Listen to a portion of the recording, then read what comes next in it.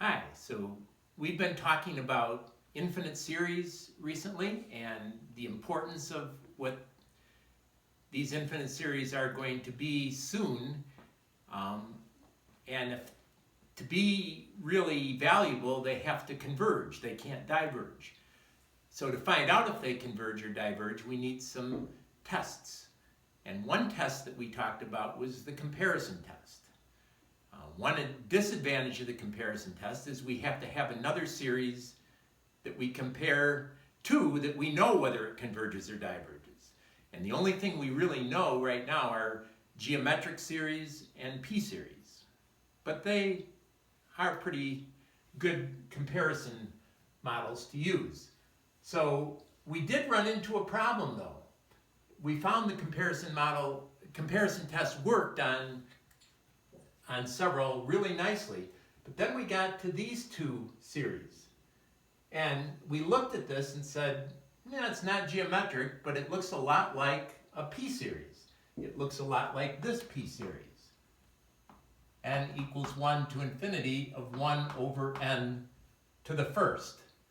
And that's a p-series with p less than or equal to 1, which we know diverges. But the problem is we can't use the comparison test because these terms, 1 over n plus 1, are smaller than these. So could it be possible that they're enough smaller that this one would converge even though this one diverges? So we really can't use the comparison test. We can't say either way whether that's going to converge or diverge. The same thing with this one. We see n squared in the denominator, so we want to compare it to 1 over n squared. The trouble is, since p here is 2, which is greater than 1, we know that series converges, but yet these terms here are bigger than these terms. So could they be enough bigger that it makes it diverge? We don't know. So here's two cases where we would really like to use the comparison test, but we can't quite use it. Well, that's when this new test, the limit comparison test, is going to become very valuable. So let me state what it is, and then we'll try to prove it. So let there be two series, a sub n and b sub n. Two infinite series with positive terms, at least after some point. Remember, the first so many terms don't really affect convergence. But anyway, after a while, both of these all have positive terms. And then we're going to say, let rho, and there's nothing special about rho, it's just a Greek letter that we're letting equal this limit. The limit as n approaches infinity of the nth term of this series divided by the nth term of this series. So basically, a sub n over b sub n forms a sequence. And we're going to say the limit as n approaches infinity of this sequence is equal to rho. And now the conclusion. If rho exists, in other words, it's a limit, so it's possible that it doesn't exist. And if it exists and it's greater, I'll just say greater than 0, then the series a sub n and the series b sub n either both converge or both diverge. In other words, whatever one does, the other one is going to do the same thing. And we're comparing, so we're going to know about one of them. So, I think this is not that intuitive, so we should probably try to prove it. So, to prove it, we're going to have to go back to the rigorous definition of a limit for sequences. So we know if this is true, the definition of a limit existing says for all values of epsilon greater than 0, there exists a value of n. There exists a value of n such that the difference between this value of the sequence and what it converges to, rho, has to be less than epsilon for all values of n, little n, greater than or equal to big N. So I know that's true because rho equals that, and it says rho exists. So, with a little bit of algebra, we know if the absolute value of this is less than epsilon, then it has to be between epsilon and the negative of epsilon. And then I can just add rho to everything here.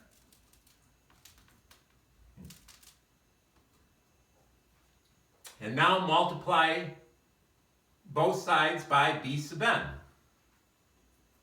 Or all three sides by b sub n. So we get b sub n times rho minus epsilon is less than a sub n is less than rho plus epsilon times b sub n. We just multiplied every term here by b sub n.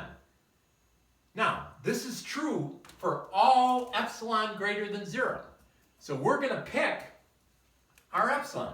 We're going to pick epsilon to be rho divided by 2. Well, if we pick epsilon to be rho divided by 2, we get rho over 2 times b sub n is less than a sub n is less than 3/2 rho times b sub n. And then this is what? For all values of n greater than or equal to n. So this kind of is our final conclusion. All the terms of a sub n are less than some multiple, this is just a number, of the terms of b sub n. So if the series, the infinite series for b sub n, if this converges, and these terms are all smaller than some multiple, it also has to converge. Because remember, multiplying every term in a series by something isn't going to affect its convergence. If something converges, say, to 5, if you multiplied every term by 1,000, it's just going to converge to 5,000. It's not going to affect whether it converges or diverges. So that means if this series converges, then this series converges. Now, looking at this other side, if b sub n diverges, we see that all the values of a sub n are greater than some multiple of those. So that must mean that if the summation b sub n diverges, then this one also has to diverge. So that's the proof of this test. Now, having proved that, let's see if it works on these examples that the comparison test didn't work on.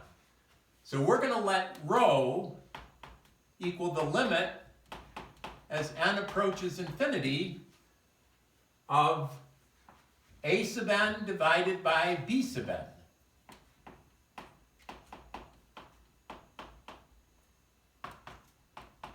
And when you divide by 1 over n, it's like multiplying by n. And what's the limit as n approaches infinity of n over n plus 1? It's 1. And 1 is a number that's greater than 0. Therefore, these two series do the same thing. And since we know this diverges, we can say that that one diverges. Similarly, on this one, rho equals the limit as n approaches infinity. This divided by this. A sub n divided by b sub n. And we get the limit as n approaches infinity of n squared over n squared minus 1. Again, this is just going to be 1. So since this one converges, this one converges. So, both of those that we couldn't do with the convergence test, we now can do with the limit comparison. We couldn't do with the comparison test, we can do with the limit comparison test. So now we'll go to the other board and we will do 6 examples. We may or may not use the limit comparison test. We don't want to assume that we're going to, but let's see. So this first one that I've got over here, I purposely made every term in here negative. Remember, n is going from 1 to infinity. So every term here is going to be negative. And yet I said these had to be all positive terms. Well, that's kind of true, but you can always just put a minus sign out front here. So now what I've got left there are all positive terms. So what you can't have is a mix of positive and negative. If they're all positive or all negative, I can use this test. So I take and look at this and say, what could I compare that to? And I see n squared over n cubed. So I'm thinking that looks a lot like 1 over n. So I'm going to compare it to that and see what happens. So the limit as n approaches infinity, and I take this and divide it by this, which is like multiplying by n. So I get 3n cubed over n cubed plus 1. And I get 3. 3 is a number. It's greater than 0.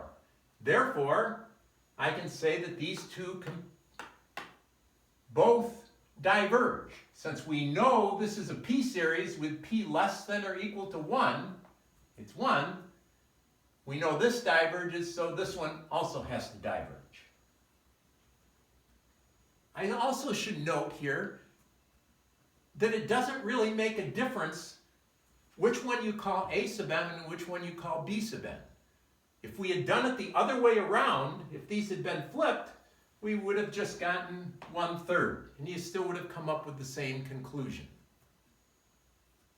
And that's even true if one of these goes to infinity when you do this. Because if you flipped it the other way around, it's going to go to 0. And in both cases, you would say the test fails. So if you don't get a number, it doesn't indicate something different. It doesn't indicate anything. It just means that you have to look for a different test. So we really hope that we get a number when we do this. Okay, so let's go to the next one.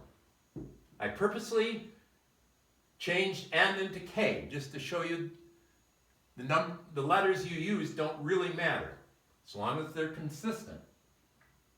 So anyway, k to the 1/2, k squared. If we just look at the highest power of k in the numerator and in the denominator, I can say that k to the 1/2 divided by k squared is 1 over k to the 3/2.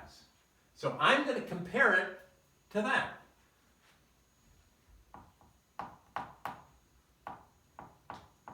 So I take the limit and I take this term and divide it by this term. So basically it's multiplying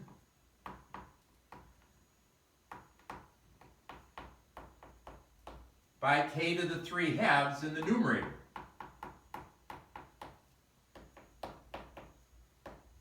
And if you multiply this through, k to the 3/2 times k to the 1/2 is k squared.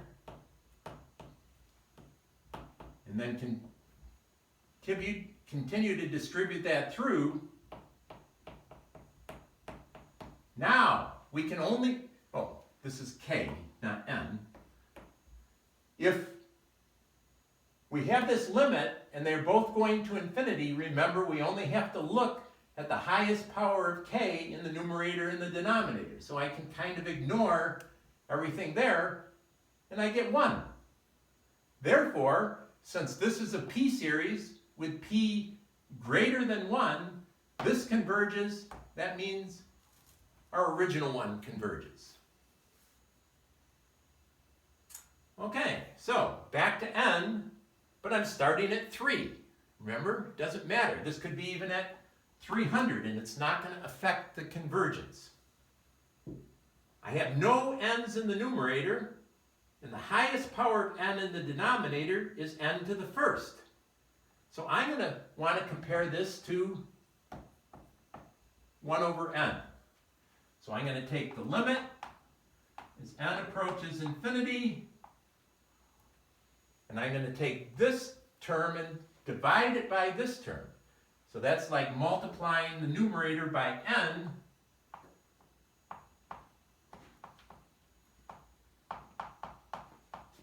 And what you find out is, when you take this limit, again, we can only look at the highest power of n in the numerator and the denominator. I can ignore this, and I get n divided by 1/1000th n, which is 1,000, which is a number greater than 0. Therefore, these two series compare favorably. Since this one, this p series diverges, that means this series is going to diverge. Okay, so what do we have here? N to the first power over n to the fifth, but you're taking the square root of it. So it's like having n to the first over n to the 5 halves, which is like having n to the 3 halves in the denominator. So I'm going to compare this series with this series. So I'm going to let rho equals the limit as n approaches infinity. I'm going to take this term and divide it by this term. So I get n to the 3 halves times n to the first is n to the 5 halves over the square root of n to the 5th minus n cubed plus 4. And if I ignore the lower powers of n in the denominator, this is like n to the 5 halves, n to the 5 halves, we get 1. A number greater than 0. This is a p series with p greater than 1. That converges, therefore our original series converges. Okay, so n equals 4 to infinity. This one's a little bit different. But when I see that 11, I know I can just bring that out front. And it makes it a little bit easier to look at. You could leave it in there, but I think it's easier to look at this way. Now, what I kind of see is 1 over 3 to the n. That is a geometric series with r equal 1/3. And we know if r is less than 1 in absolute value, this converges. So what I'm going to do is compare this series with this series. And I'm going to not worry about the 11, because that's just going to make it 11 times whatever it converges to, or 11 times something that it diverges to. So it isn't going to really affect what we're doing. So let rho equal the limit as n approaches infinity, and then we're going to take this 1 over 3 to the n minus n and divide by 1 over 3 to the n. Well, that 3 to the n is going to end up in the numerator.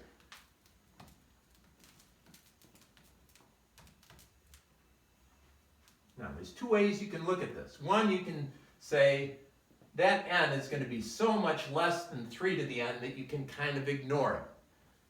Or, if you don't feel comfortable with that, you can say you have infinity over infinity and do L'Hopital. The derivative of 3 to the n is 3 to the n times the natural log of 3. And the same thing here. And the derivative of n is 1. And now you're quite confident that compared to 3 to the n, as n approaches infinity, you can ignore that 1, and you certainly get 1 as your limit. Therefore, since this geometric series converges, the original series converges. Now, for the last one, whether you're doing infinite series, whether you're doing limits, whether you're doing derivatives, it's often, if you've got two terms in the numerator and one term in the denominator, it's often a good idea to split it up.